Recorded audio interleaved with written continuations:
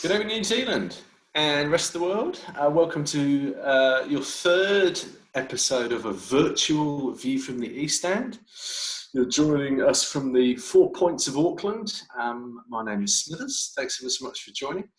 As ever, I'm joined by three other idiots who have a face for podcasting. Below me and smirking in a rather sharp beard, he's built for stamina, not for speed. It's Jono. How you doing, Chief? I'm very good, thank you, Smithers. Great gag you've got there to start the night off with. Outstanding, start with the best. To his left, although, I don't know, these quadrants show up in different areas on people's screen. So, sponsored by the Warriors and the New York Giants tonight, it's fighter pilot Morsey. How you doing, Morsey? Yeah, I'm good, thank you, Smithers. Very good. Excellent. I love listening to your voice coming through this. And finally, going round one in the NFL draft tomorrow. Last time he was sponsored by the city of Miami. This time he's sponsored by the city of Philadelphia. It's Eddie. Hey guys, Feathers. I'm very good, thanks. Oh, God, you come back to me quickly. Didn't even get to drink my beer. So yes, thank you ever so much for joining us again tonight.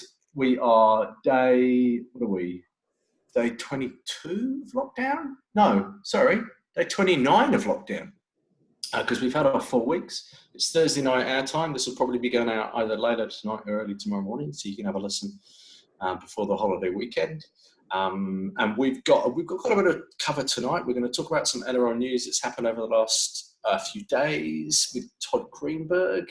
And how the Warriors may or may not have indirectly played a bit of a part in his demise. We're going to cover some of the other questions that we didn't cover last time that you'd put in, which there's a couple of Warriors ones, but actually takes us a little bit out of rugby league. So we're going to be looking at some union, some NFL, and then we'll talk about what we've been doing for the past couple of weeks in lockdown. And what might happen over the next couple of weeks after we move to level 3. So, lots in there. Let's start with the NRL, who are CEO-less, well, not permanently, but they've got a temporary CEO at the moment. So Todd Greenberg resigned, stood down, left voluntarily a little earlier this week. Wow, good news, bad news. Morsey, I might come to you first. You're a big Greenberg fan, as we know. Love him. Where's he going? What did he do wrong? So he's been there, I think, for 6 years, for 4 years. Yeah. How has he brought this about on himself? Look, I think I think the rumours were actually even before the season was starting that they were, he was destined for the push then, but then with the pandemic and with the lockdowns and things like that, he got a bit of a stay of execution, if you like. And so, look, I have been a critic of Greenberg's. Regular listeners, viewers of the podcast will know, but it is a tough job. And look. He's seeking other opportunities, I suppose. But I think over the last few weeks, it's been very clear that V'landys is the man running the show. He was the one who had a plan and was working towards that plan. And Todd Greenberg has really been nowhere to be seen other when there's been stuff-ups, effectively. And so you mentioned that the Warriors may have sort of inadvertently had a part to play. I believe it's been reported in like the press and stuff that there was a phone call, a meeting that was being had that had Cameron George involved around the Warriors. What were the plans for them to get to Australia so that the season could start on the 28th of May? And effectively, everything that George was asking, Greenberg nothing had happened. Like they were still waiting for answers, and V'landys, I think, had just basically come to the end of his tether and that's sort of the straw that broke the camel's back ultimately for this part of his career as the CEO. So, look, I think writing's been on the wall. Not a surprise to anybody within the game, and yeah, I don't know what his legacy will be. That might be another question for another time, but. Yeah. Obviously it's very difficult at the minute, in particular for people in sports with no sports going on. But Eddie, even when we're not in this kind of a crisis, is that role, that CEO of the NRL, I mean, is it an impossible job? Well, it shouldn't be though, should it? If you look at some of the best, obviously the people that run the game, whether it's NRL, NBA, Major League Baseball, NFL, they'll have their critics. They always will. But when they're making money, it shouldn't be that hard a job to do, to be the CEO of that as a business. It appears that there was that their television partners weren't fans of Todd Greenberg either, and came out and said that he'd basically squandered their money, the money they gave them for the NRL to develop the game, and I think it's just potentially just the wrong choice of CEO. So hopefully they'll, when they finally put someone in place that he can take, the money that they get and continue to grow the game, because it feels like it has stagnated over his watch. Yeah, John, I was gonna say, I mean, kind of firstly your opinion on Greenberg going, and then secondly, what do you think the future of game holds? Let's assume health crisis is over. I mean, Eddie talked about growing the game. Do you think that needs to be the focus of the NRL going forwards? Well, first of all, I think it was pretty much a fait accompli that Greenberg was going to go. It's kind of effectively been signposted for the last few weeks, as Morsey, I think, was saying, being excluded from a lot of meetings and negotiations, and Nine effectively sort of saying he kind of been ruining the game's finances. It sort of feels to me as though there was a bit of setup in the background through various parties in relation to that, and then how it would have played out was Volandis would have said to him, "You're out, mate," and they would have come to an agreement, and he would have known that was the case. So that's what I think's happened. Secondly, what's the future of the game? Probably no different to what I kind of said maybe last time, which is I think there's going to be less money in the game over the next period of time, so growth is completely off the table. And I think probably for this year and next year, it's got to be about stabilisation and just kind of getting to a bit of a new normal around, what is the salary cap? How can we be a bit? They be a bit more. NRL head office is going to end up probably making restructures to take money out of the game, and the broadcast deals, I think, from what I saw the other day, are going to be less. So, they've just got to kind of figure out how to go in a new normal before they start to think about growth, from my perspective. But growth, not so much like more teams or anything like that. I mean, rugby league and rugby union are getting their pants absolutely pulled down by Aussie rules, and they're not even putting a shot up to try and combat it. So that's what I mean by growth, is like getting the fans back to the game, and they've done nothing for that, really. Yeah. I think going forward economically, it's going to be a period of reasonable austerity for a lot of people. But I would agree with you, Eddie. It's how do you engage with the fans in a smarter way to grow your audience base? Maybe not kind of growing financially, but growing your audience base and getting people, especially outside of outside of the Sydney region and outside of perhaps the Queensland region, although there's a huge number of teams out there, but actually watching the game, that would be for me. I mean, as a sports fan, as an NRL fan, what I think about when the game does come back, I'm interested as to how the Warriors will engage with me differently to how they have previously. And the Warriors are, I would think, a reasonably innovative club in terms of the attempts that they make to mix it up and be engaging in a slightly different way. They don't always get it right. They don't always, hit the bullseye, but at least they're trying. So I think there's going to be a lot of clubs, or there should be a lot of clubs, thinking about how can they do things slightly differently, because they're not going to have the resources that they previously had. Financially, people-wise, they're just not. I don't think. Well, I think the other thing here is for the NRL is again, it's been sort of signposted a little bit as well around Andrew Abdo, who's sort of going to be the interim CEO, was, seemed to be the guy going in with, he was the guy going with Volandis on all the deals. And he's a sort of chief commercial officer. So he's all about revenue, marketing, and so about the money, kind of how we get the money in is kind of, and that's, I think, the direction that Volandis is kind of going to go about, like, how do we make money effectively? Who do you think? Go on, was it? I thought an interesting question might be just who do we think might be the next CEO? Let's just, I know he's barely buried in the ground or anything like that. No, let's speculate who might it be? I don't know enough about sort of top level Australian sports administration, which is where it would inevitably come from. I mean, Braylon Castle's having a hell of a time at Australia at the minute, but I wouldn't want anyone near him. Funny enough, the only name that I've read anywhere was some dude talking about Jeff Tuvey. Yes, I read that too. Tuvey, what we need a rugby league man to take over, and Jeff Tuvey was the man. Obviously, Gus Gould has come up a lot. Yeah, I think actually Gus Gould was of the view that it should be a rugby league.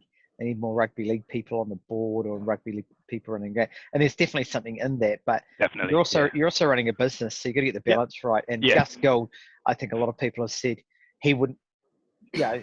He's been quite hard, but I've read other things where he didn't. He spent a lot of money out at Penrith as well. Yes. Was there a return on that investment as well? But I think even he's more football guy, and the business side of things might not interest him. So I can't see him putting his head in the ring for it. It'll be some sort of commercial brain. Yeah. Someone with an administrative brain. I mean, look at Jim Doyle. He didn't come from a career in sports. There's a name for you. Jim Doyle. I don't think he'd go back. No. I mean, I guess Cameron George, our CEO, I mean, he came from a New Zealand Racing Commission. I don't know what he did before that, but he had a bit of a sporting background. But yeah, quite often I think a lot of these high level positions, especially in sports, don't necessarily come from the sports themselves, but it comes more from if I can make a business work and I'll get some brains around me who know the sporting business that I'm going to run. That would be my anticipation. But the NRL are coming back. They've locked in May 28th as the date that it's going to start. We talked a little bit about this last time in terms of what that might look like. I don't think there's any more concrete answers out there other than we have a date. I haven't seen anything else. I don't know if anyone else has. No, I haven't seen anything, Smithers. I guess all I'd say is I was very dubious about when they announced this date a few weeks back, and I don't know, they have had a plan. I don't know too much about Volandis really, but he's had a plan and he's working towards it. And I guess the way that Australia and New Zealand have both, I guess, approached the pandemic is, so it's actually quite exciting that we might get the league back in a month and 5 days or something like that. That's pretty awesome, actually. If they can do it, and if both countries can continue on the track that they're on, that's just awesome news, I reckon. It would be, it would be good to nice. It would be nice to watch some. Would be nice to watch some Warriors, or some league and some Warriors. So on the topic of the Warriors, we're going to cast our eyes back. We posed we set a challenge to some of the listeners to say, come up with your questions, come up with your comments that you want us to talk about a few weeks ago now. We covered quite a few of them a couple of weeks ago, but there were some good questions we didn't cover a couple of weeks ago as well. So we'll start with the Warriors baseline. Our friend Brad Inger, he said, from the current out of contract Warriors players, so those who are going to be off contract at the end of the year, which ones would we keep? So, Jono, I might come to you. You can give us a rundown of who the players are and perhaps your initial thoughts.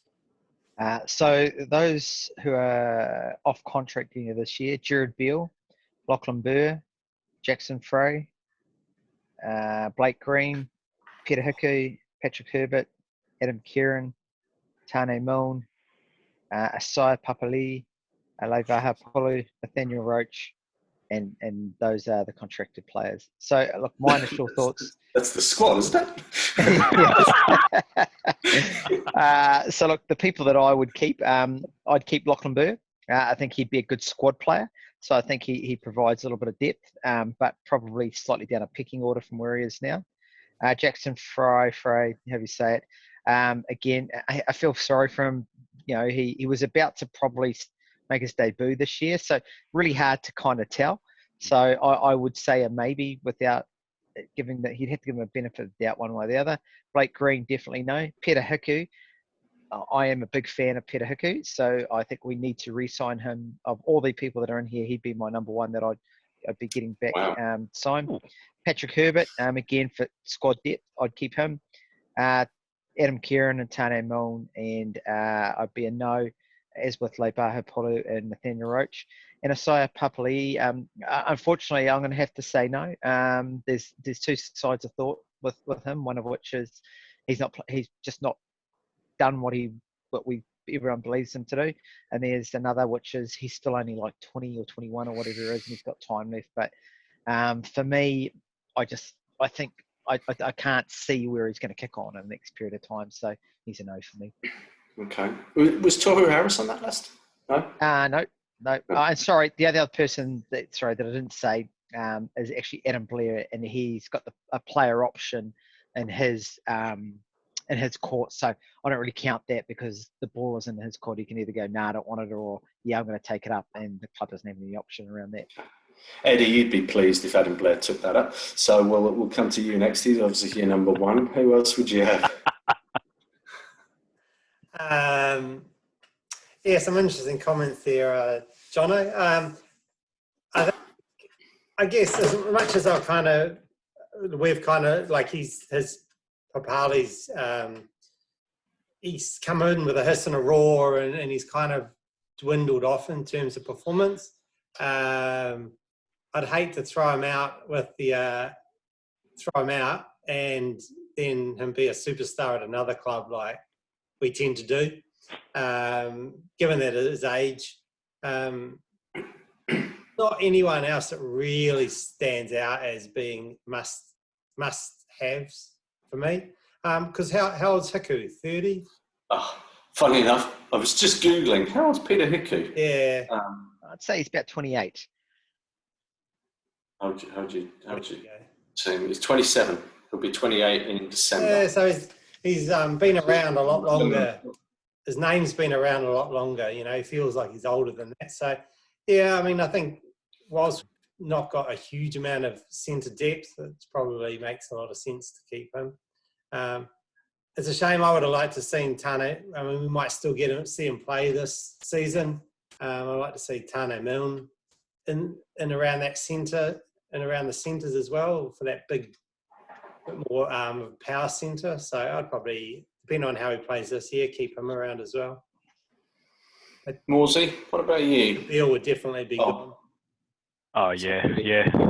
Just following on from Eddie there, I was going to say, unfortunately, I think Bill would definitely be a goner. I guess it's sort of tricky to do this in isolation without knowing who you might try and get in as well. But, I think just doing it in isolation, I would say, I don't disagree too much with Jono, but I definitely would keep Ice. I just think there's still too much potential there.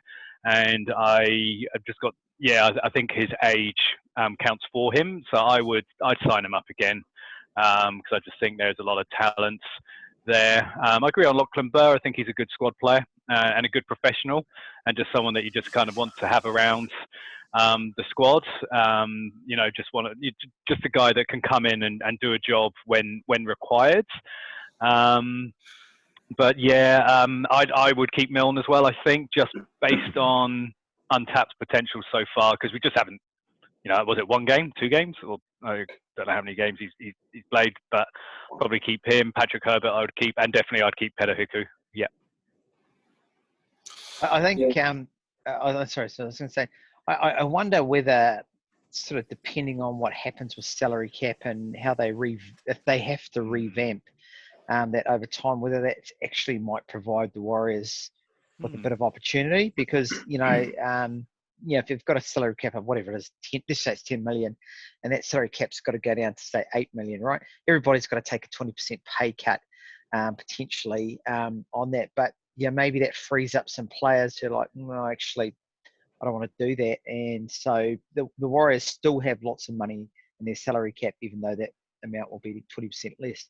I do just think they could possibly sneak a marquee or two player if that's how the competition or the salary cap kind of goes. Now, so this actually could be a good opportunity for the club if that actually plays itself out. Do we know that? So I'm speculating. Yeah. Do we know how much money we've got in the cap? Because we would have thrown a fair bit at Cody Nikarima, I would have thought. We had $1 million left over from Sean Johnson. We paid $500,000, I think, for Cody Nikarima, and we've released a few players, and we've brought in players on small base salaries. So I would say we're north of $500,000 in that cap, easy. My list will be scarily close to Morsey's. Actually, I think I would have. So when I was thinking about it, I thought it in terms of performance and promise. Ideally both, but at least you need to be showing one of those. I would be looking. Immediately Patrick Herbert for me. I've always been a Patrick Herbert fan. I think he's got promise and he performs. I think in that respect, Milne, from a promise point of view or from a hopeful point of view, yet we haven't seen him, but I'd keep him. Hiku, I thought he was older.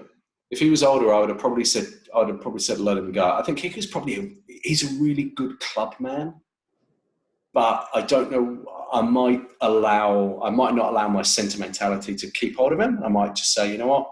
Let's have a hunt around. And Lachlan Burr as well. I'd definitely hang on to. I personally, I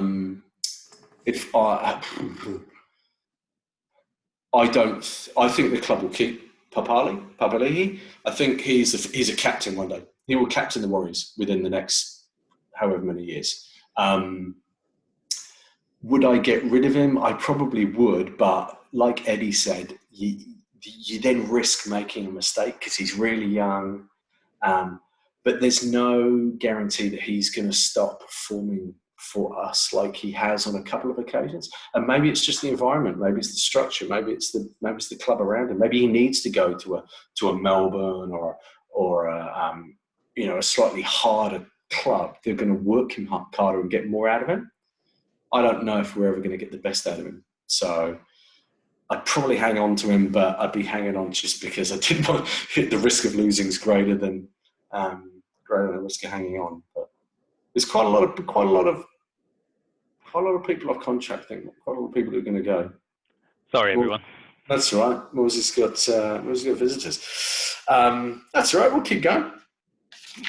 Were there any other Warriors questions? Oh no, I tell you what, we'll start to branch out into other sports. So there was a pretty good question from a guy. I think his name's Logan Fenimore. I can't read my writing. Sorry, Logan. I'm pretty sure it's Logan anyway. I did write this 3 weeks ago. I probably read it pretty drunk. So Logan asked some questions around what would a hybrid league or union team look like. He said, what New Zealand players do we think would be good in that hybrid team? I might mix it up a little, just say, so a couple of questions. Number one, who were some of the players that you think have switched more successfully? We'll just highlight a couple of those. And then number two, who are some of the current, let's think about current NRL players that we think could perhaps go into union and have a career. So we'll start with number one in terms of players that have done it successfully. Certainly in my lifetime, we had Morsey, we had the likes of Jonathan Davis up in the UK, who switched. I can't remember. You went union to league and then back. and then back to Union. Started in Union, back to Union. So he's kind of the earliest one who springs to mind. And then when I think of the ones that I've seen recently, it's more around your obviously Izzy Folau and Sonny Bill Williams. And I'm a huge Sonny Bill Williams fan. I think he's an amazing athlete to perform at the highest level of the sports that he has done. So I've always been a fan of Sonny, and he is an immense league and union player. He's brilliant. So he'd probably be my top, I reckon. Eddie, what about you? Oh, I don't know. Well, I'd probably go a bit more old school, and he hadn't really reached his peak in the All Blacks, but I'd probably go the old school Matthew Ridge. I thought he had an outstanding rugby league career, actually. Who did he play for in league? He was at league first and then went to Union? No, he was at Union, played for Auckland, and he played. Then league. Oh, okay. And he played behind John Gallagher, who also went to league, went to Leeds, and he went to Manly, and then ended up back at the Warriors, didn't he? Matthew Ridge famously scored like 8 tries in an All Blacks win over, I want to say Japan. Oh no, Mark Ellis. Mark Ellis. Getting my ends confused. What about you, John? Also went to league. Oh.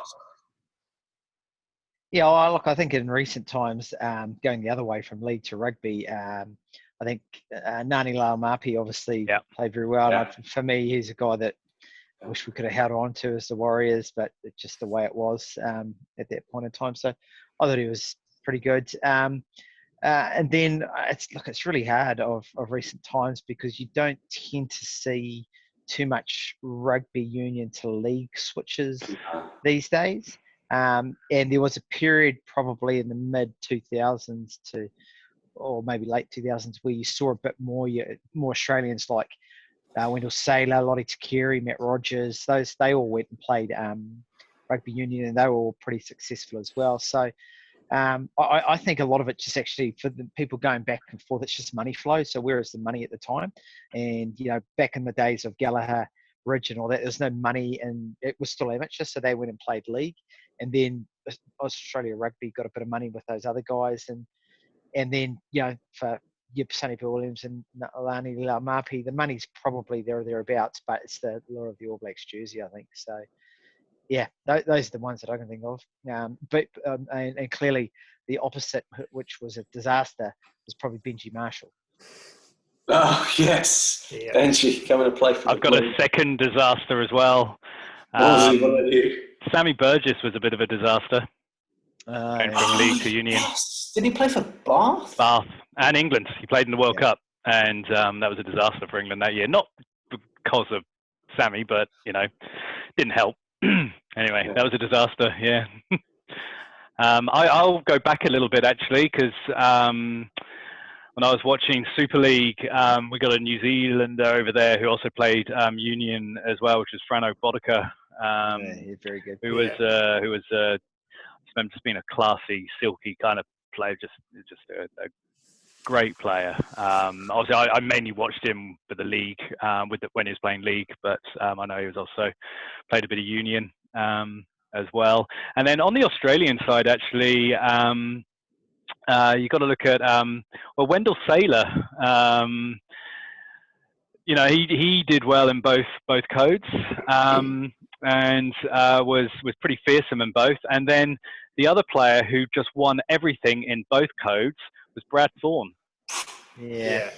I was thinking about, because he won it with the Broncos, and then he went to the Crusaders, maybe? Yeah. Yep.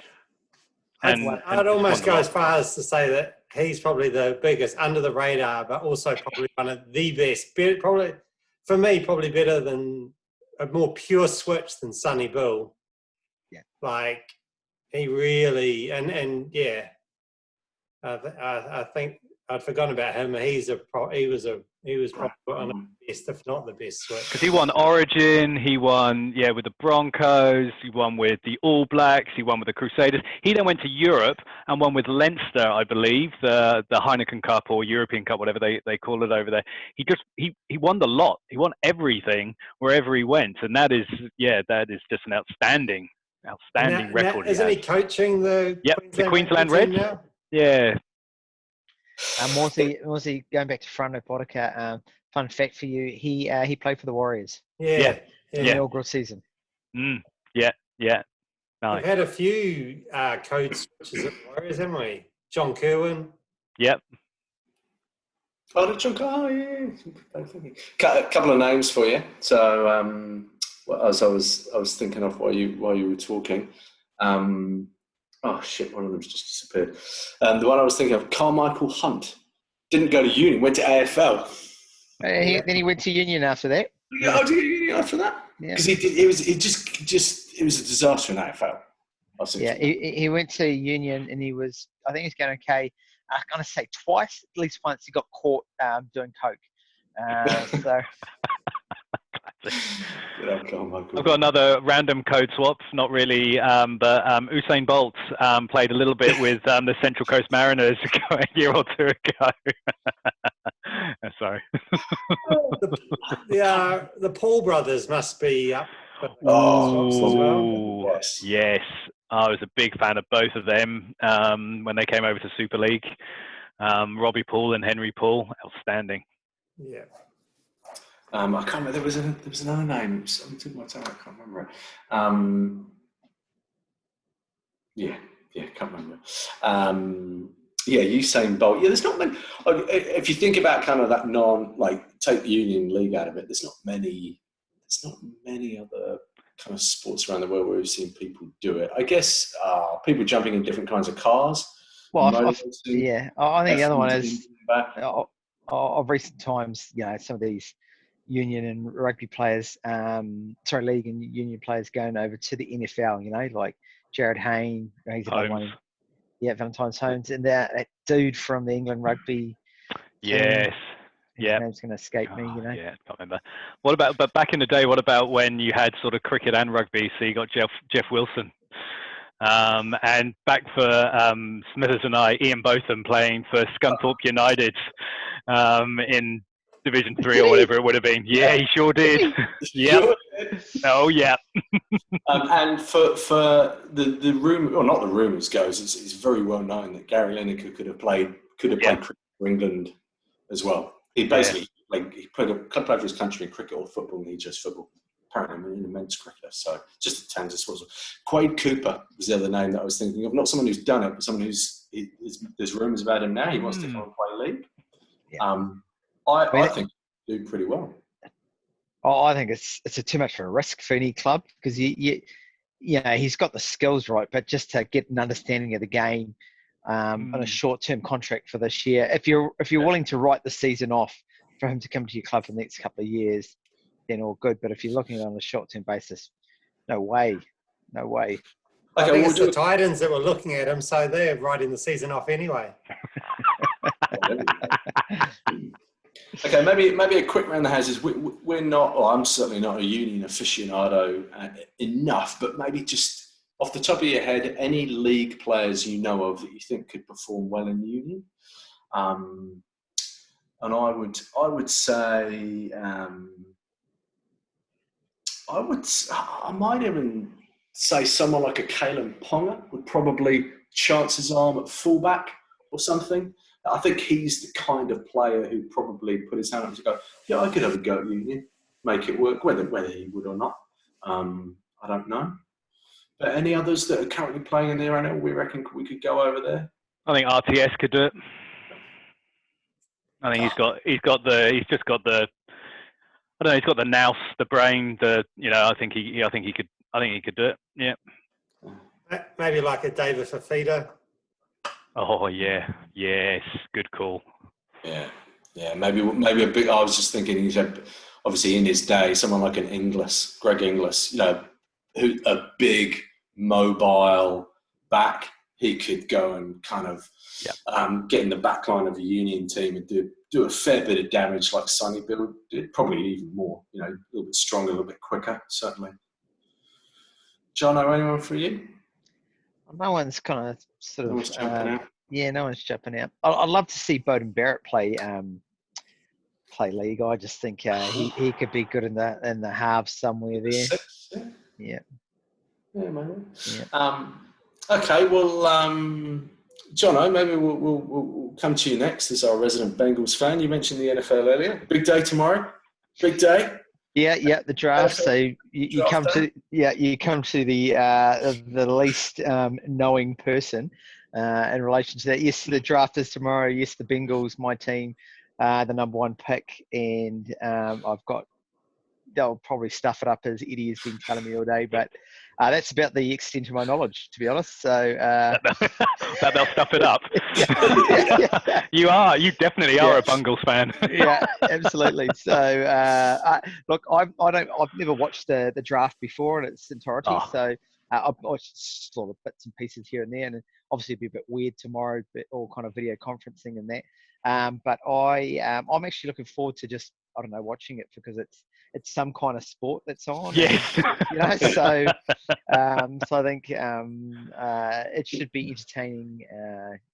If not anything else. Well, Eddie, tell us. Yeah, so it was supposed to be in Vegas. So how's it going to work? Where it is? Maybe a draft of 101 for people who don't know what it is.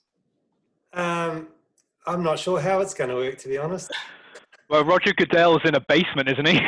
In his basement, yeah. So typically not all of the first round picks, but a lot of them are in the green room, and when they get selected, they come up on stage and they have some hugs with Roger Goodell and get a hat and a jersey, and so everyone I think is obviously doing it from their own homes via Zoom like this. I think it's going to be quite interesting from a GM standpoint. With respect to trades and stuff like that. Yeah, because there's normally a war room as well, where you've got each of the kind of the major players for each of the 32 teams kind of on the phones doing the deals as they get. Is it 3 minutes for their pick, Eddie? Obviously, a lot of deals are done kind of maybe beforehand and stuff, but they're on the clock for, let's say, 3 minutes or something like that. Is it 5? It used to be 15 and now it's 5. Maybe 5, yeah, maybe 5. Goes down for later rounds.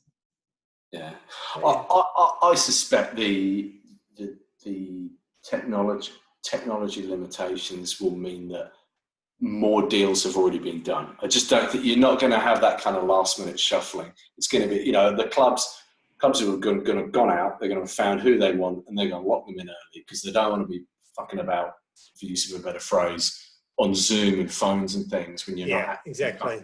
They'll have deals in place for certain positions and certain players. On the bright side of things, Jono, the Bengals aren't going to stuff it up tomorrow. They've got 5 years of having this player to stuff it up. So,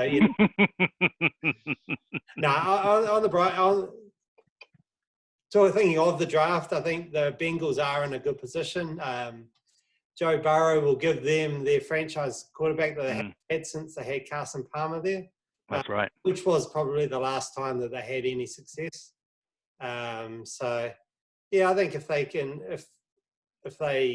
can obviously take him number one and then get some more talent around him, there's no reason why the Bengals can't be. I'm not going to say they're going to be Super Bowl champion, but what they have been for the last 5 or 6 years. It might be the Browns or something. Yeah. So Eddie, sorry. For those who lack knowledge, including myself, how many rounds in the draft? 7. So it's that 224 players get picked. Well, yes, there's 7 rounds of 32, but then there's compensatory picks through the middle rounds where if you've lost players in the previous free agency, they award you draft picks to compensate for those players you've lost. So just around to try and keep parity in the league. So, If you're going to watch it, Jono, just stick to the first 2 or 3 rounds. Once you get to 5, 6, and 7, you're a real diehard fan. So Eddie might still be watching it, but I don't know. I do normally have it on. It becomes a lot less visual, more just names being rolled. So, Yeah. But, I was going to say, I read somewhere that they've got, there are 58 players that they've got the technology where they're in their homes, I think, or something like that. So it's a fair amount. So that's a good couple of rounds. That's almost 2 rounds worth of players. Yeah. I'd say they'd be spread around the first 4 rounds. Yeah. Some players will have to wait for 4 days to get drafted, or a couple of days to get drafted.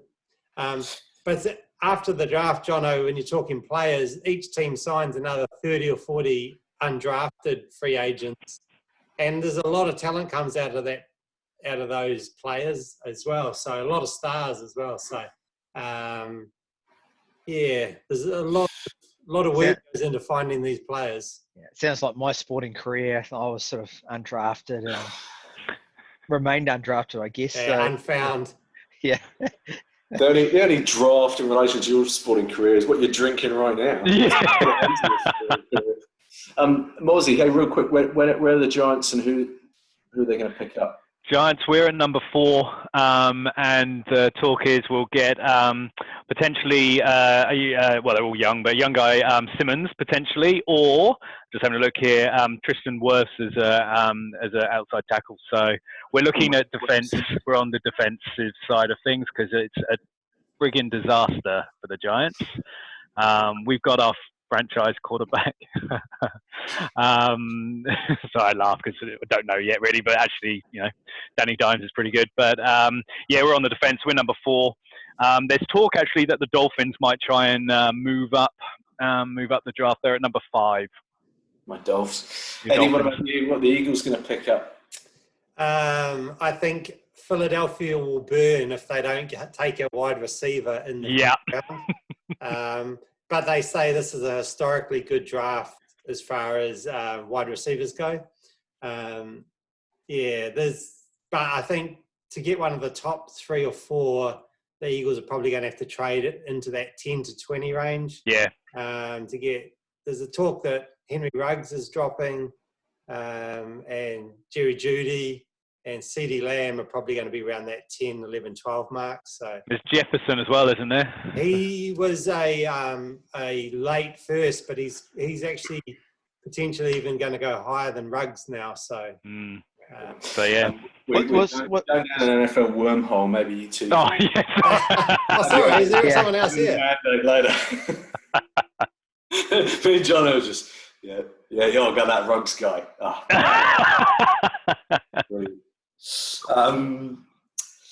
Okay, we're probably knocking on some minutes already, but we are still in lockdown, and traditionally we've spoken the last sort of couple of weeks around what we've been doing in lockdown and what we've been watching.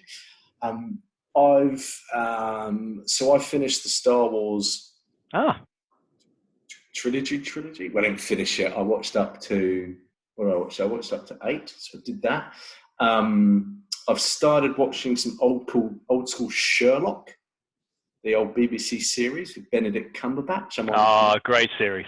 Yeah, I'm up to about season 3, just because I think I only ever saw season 4 once. I was disappointed, but I want to be disappointed again.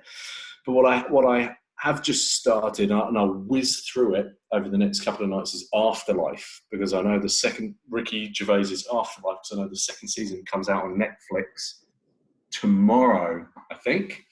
So I'm keen to get into that. I thought that was really good. If you haven't seen it, that is very good.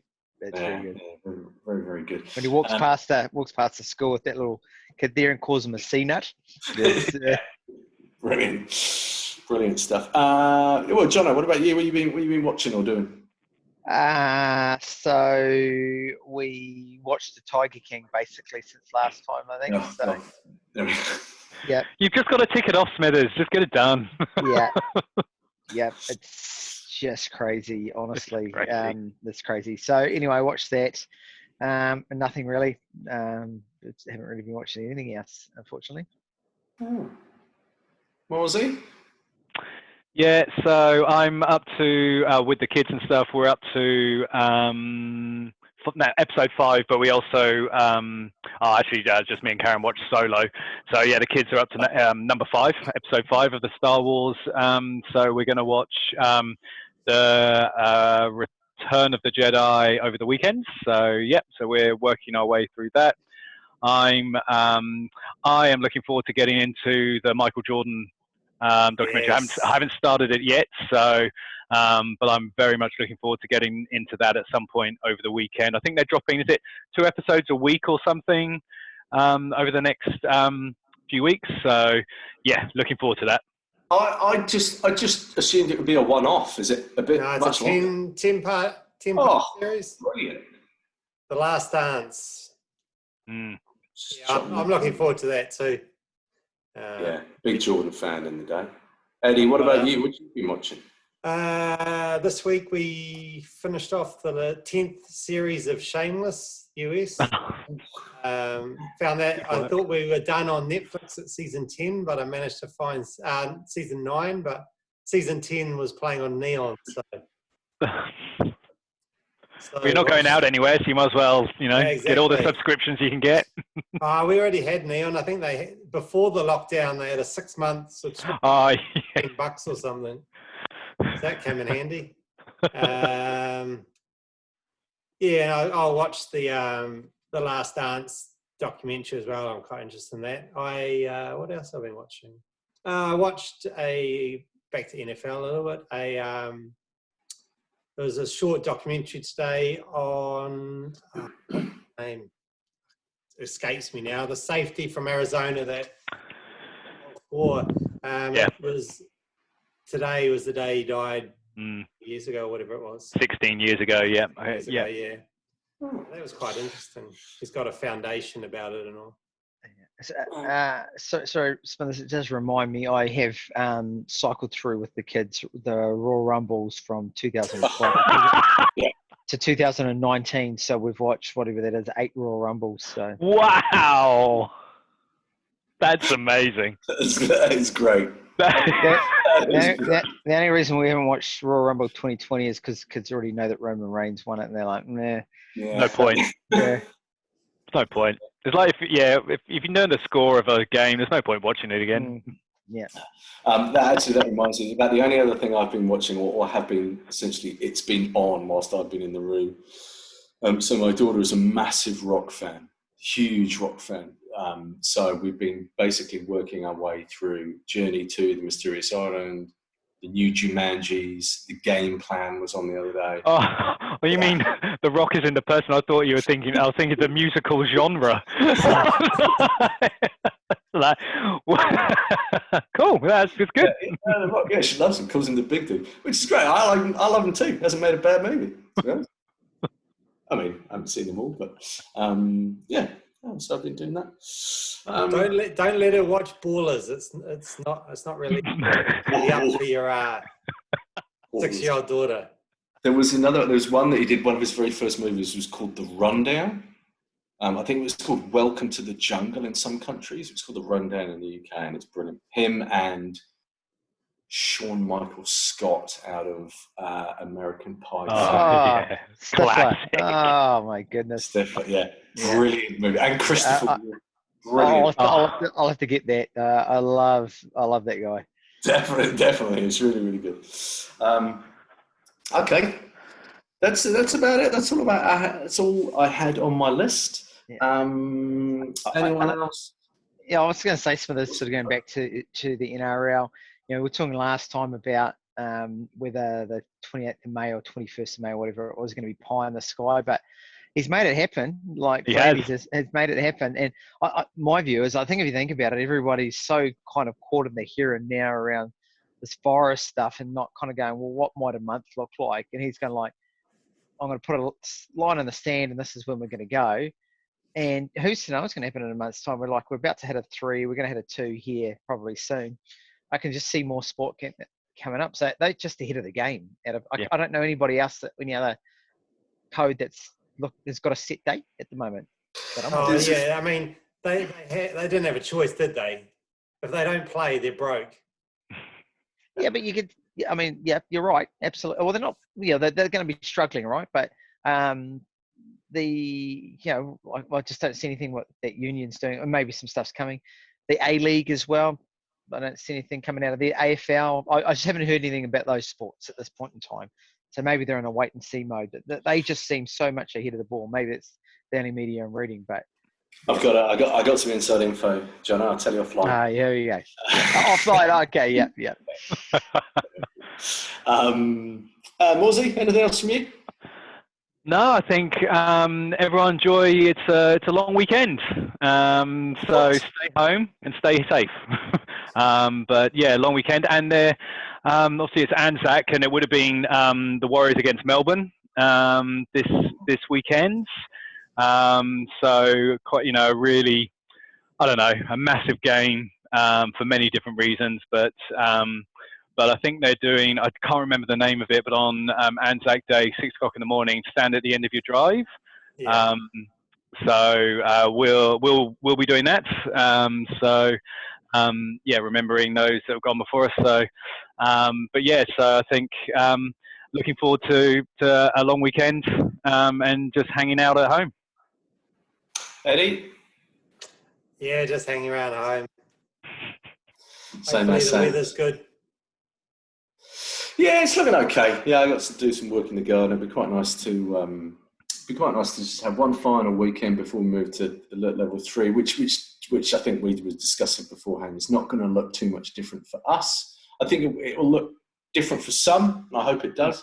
I think even mentally, just the fact that we're moving down the levels, and there is, and we also know how long provisionally we're going to be at 3. We're going to be at 3 for 2 weeks. Okay, that might extend for another 2, but we're able to seal it into the future. So I'm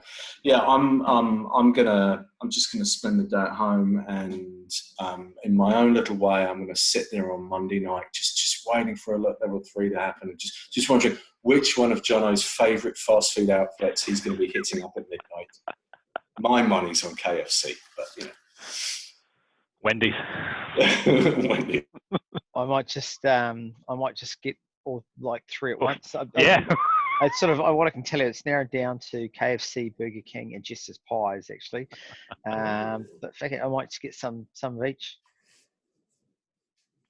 Smithers is frozen. Oh no, he's back. You're frozen. Big cheesy grin on. You're frozen in the cheesiest grin. That was classic. I might, if we've recorded that, I might use that as my background from now on. Oh, it's definitely recorded. We're still going. You're back. You're back. Oh, okay. Very good.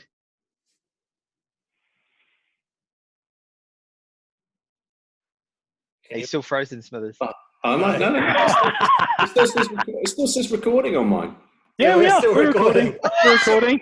Gotta say goodbye. Bye, everyone. I did say goodbye. Oh, was I frozen? Yeah. Professional. That's up at a brewery, yeah. Yeah, I hear there's an opening at Radio Sport. Okay, see you later, everyone.